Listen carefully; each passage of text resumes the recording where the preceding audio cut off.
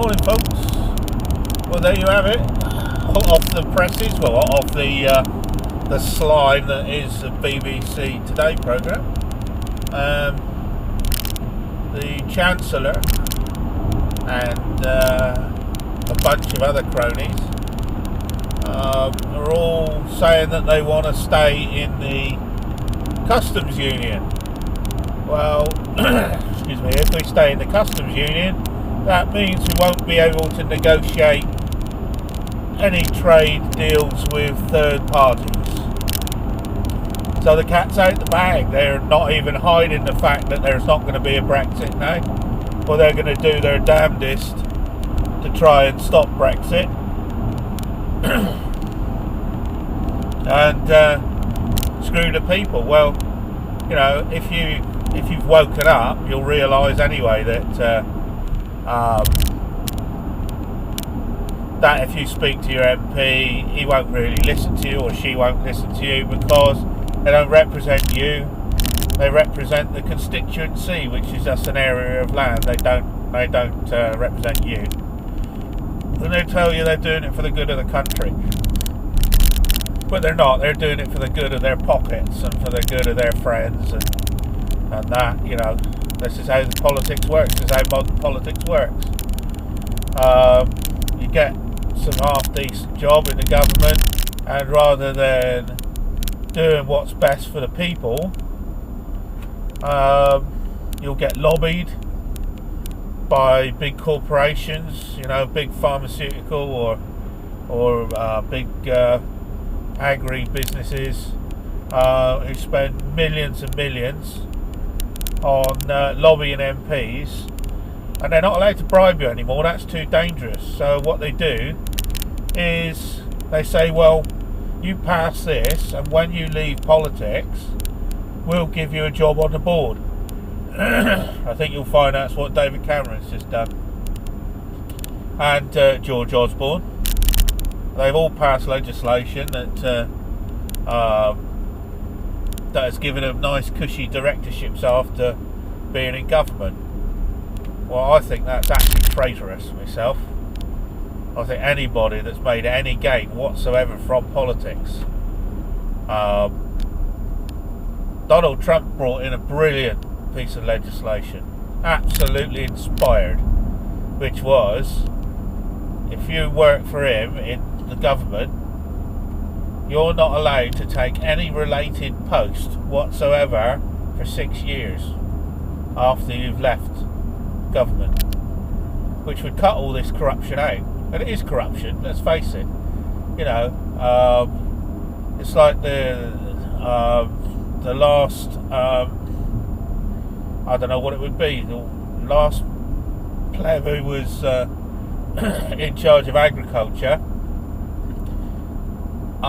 signed an order to say that the farmers could use neonicotinoids again.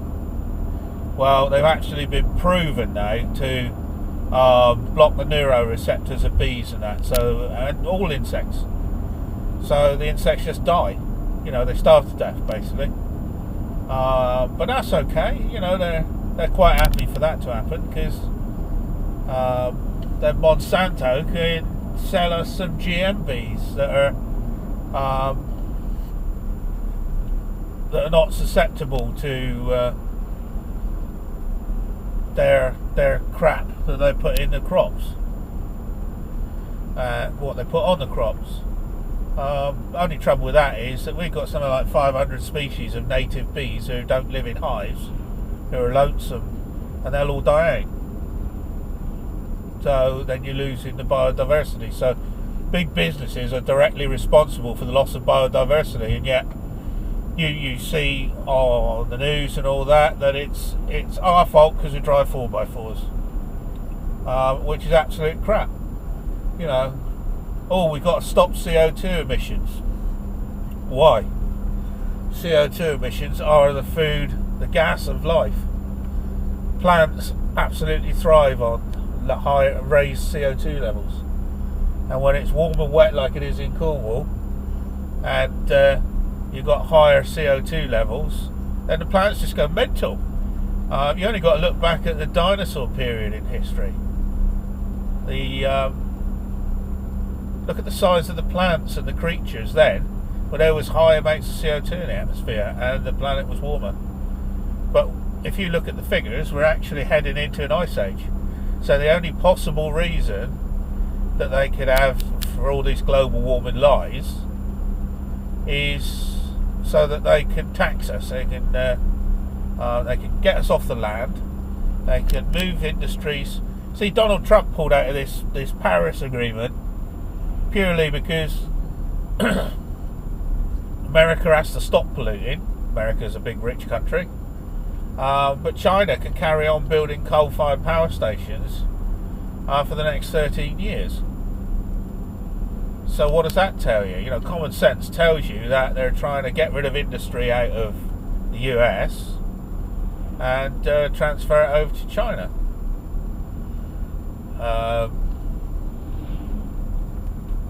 I don't know why they're doing it. Maybe it's just to destroy the US as a world power. I don't know. But it's all about globalism. So, yeah, global warming is a lie. We're actually headed for an ice age. The last one we had a mini ice age in the 16th century. And that lasted for about 4 or 5 years, and the rivers were frozen. I don't know if you've ever seen the paintings and that, where they used to have winter fairs on the Thames, and I know they had it in Exeter as well on the River Exe there. It froze over for years, and the farmers had to grow underground crops, you know, beets and things like that, because nothing would grow above ground. There was a fair bit of starvation in it. So it wasn't the best of times, but the environment goes through cycles, you know. So just because we're burning a bit of fossil fuel, you know, just think about it for a second. The Industrial Revolution, certainly down here in Cornwall was absolutely smothered in chimneys. And so was the industrial heartlands up in the Midlands. You only got to watch the old programmes with Fred Dibner on them. And him knocking all those chimneys down one after the other, and so I think a lot of this with Brexit is a sideshow. You just got to accept that there's no political will whatsoever to leave the European Union. Our army has already been seconded into the European military integration, so it will look like on the surface that we have got military. They'll still wear that badge and that, but they'll be under direct control of the EU.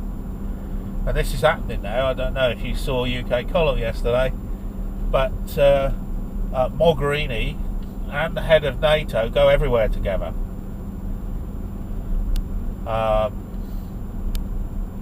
So they're obviously, you know, in it together, as the Conservatives like to say.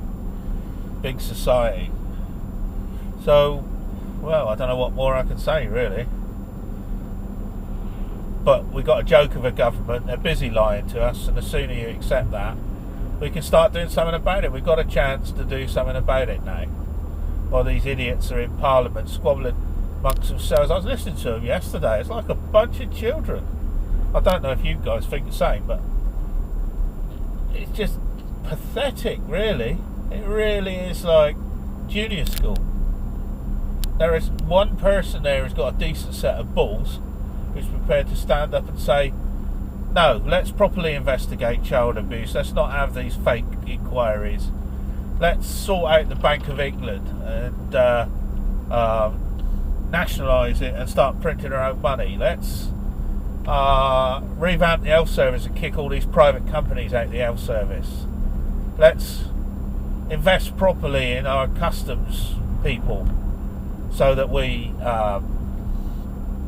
can keep all the illegals out and have a proper immigration system where, like we used to have back in the 70s, where you had to fill the forms out, you had background checks, and if you were useful to Britain, you had the right skills and that, You could come and work, or you could come and live. But now, it's if you've got useful skills, you can go home. And if you're low IQ and got no skills at all, you can stay. It might be something to do with the fact that every immigrant, for every immigrant that comes into the EU can print another €6,000. I don't know. They're desperately trying to prop up the banks, aren't they? There's a second bank going wobbly in Spain now, and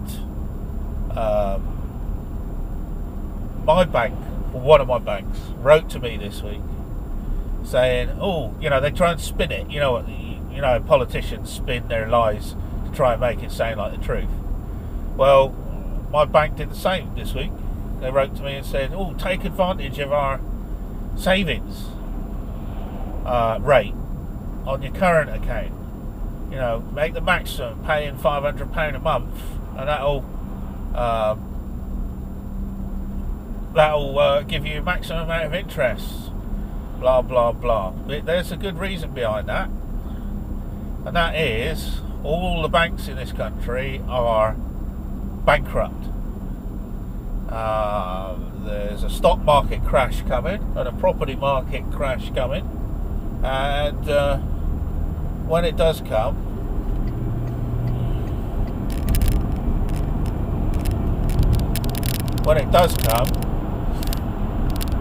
all the money in your bank account is going to get stolen, because you're an unsecured creditor. When you pay your money into the bank, it becomes the bank's money. I don't know if you knew that. That was brought in 2010 after the taxpayer bailed out, basically George Osborne and all his mates bailed out their mates in the banks with taxpayers' money, which we'll never see back, because they didn't even negotiate good rates. What they should have done is said, "Well, we'll bail you out and you can cancel our debts. Otherwise, you can go bankrupt." We had a huge leverage there. And what do? They just say, "Oh no, we'll buy the banks," and that's it. That's fine. So you can tell that it was the banks that were actually controlling the monetary policy at that time. And still, actually. So it's not going to happen again. Any money you've got in the bank, you're going to lose. What they'll do is they'll put capital controls on, like they did with Cyprus and Greece. So when you go to a cash point, you'll only be able to get £100 a day out or something like that. And if your mortgage is £1,000, well then you won't be able to pay your mortgage then, will you? And then after 3 months, the bank will foreclose on your house, even though you haven't refused to pay. You've paid what you're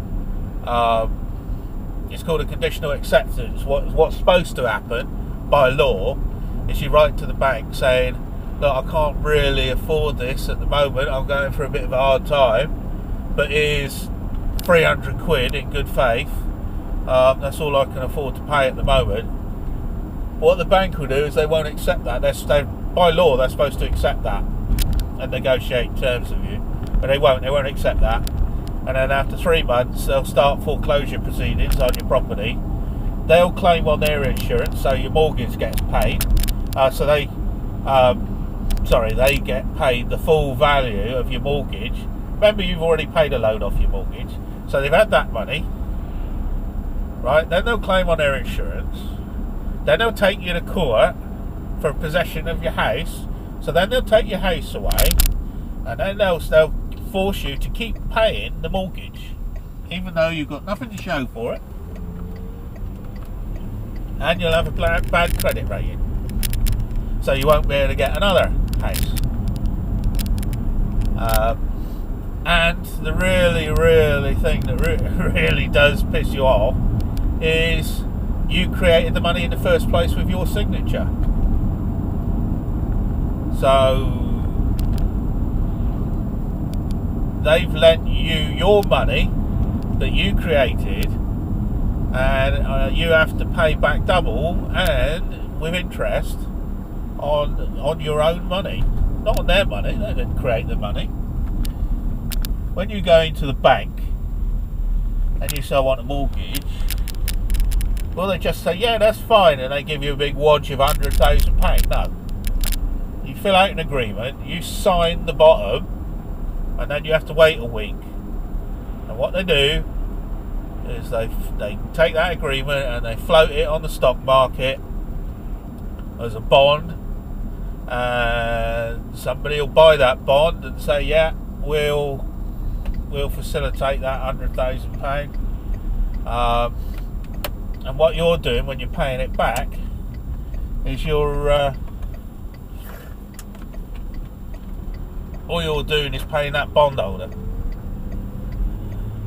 So all the bank's doing is facilitating credit, but your signature has created that money in the first place. So the whole system is a complete fraud.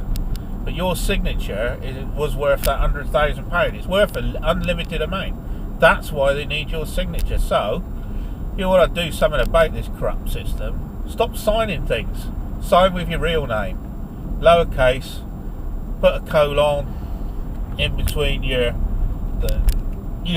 first and last names, and never sign as a Mr. or Mrs. or any kind of title, because title is denotes hierarchy. So Mr. is just a low officer on a ship. I'm probably digressing slightly now, but it's to do with Admiralty law. Anyway, so yeah, don't sign anything. If you've got to sign something, if you don't want to sign it or you're not sure, then in capital letters write V.C. in front of your signature.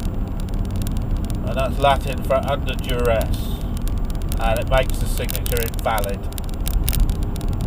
Okay, so this is not legal advice, this is just stuff I've picked up along my journey. So if it all goes tits up for you, it's not my fault. So I'm not telling you what to do, I'm just telling you what I do. Anyway, that's it for now. I've done a few different subjects that I will in future try not to digress so much, but it's difficult because everything's so entwined, you know, law and politics and birth certificates and money and all that. It's the whole thing is like a giant Ponzi scheme. So when you're talking about one subject, you just get tied up and led on to another subject, you know, because obviously each one of these things backs the other up. There's a whole massive fraud, which, you know, there was no income tax until the 1860s. Well, there was for a short period before to finance a war. And now, because we're at war every day, they can charge tax. There you go again. See, I've just gone off another tangent. So, yeah, I'm going to go now because I'm just rambling. Have a great day, everybody.